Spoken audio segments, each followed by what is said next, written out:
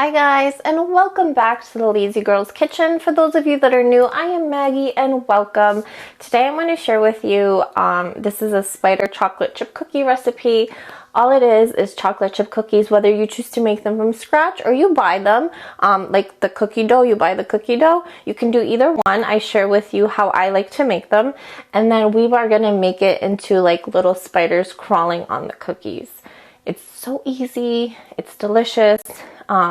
Halloween is going to be a little different for everyone this year, so I wanted to share with you something that is still keeping me in the Halloween spirit. So I hope you guys enjoy.